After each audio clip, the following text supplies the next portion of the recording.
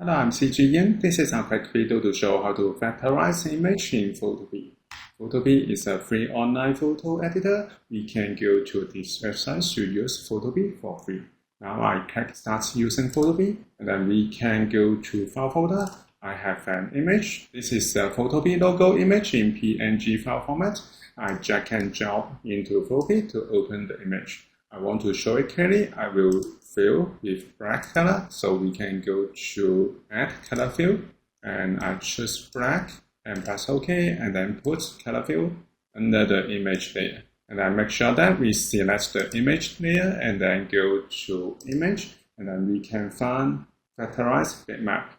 Okay, Vectorize Bitmap window is pop up, and then we can choose the color. In this image, this is simple, so I use 3 in colors. And then we can choose cartoon or photo. Because this is not photo, I will keep it in cartoon.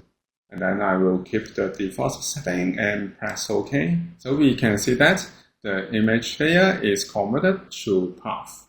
We can select them, and also we can go to path select and show the point and path. So we select one layer and then select to show the points and path. So this is how we can vectorize image in Photopea.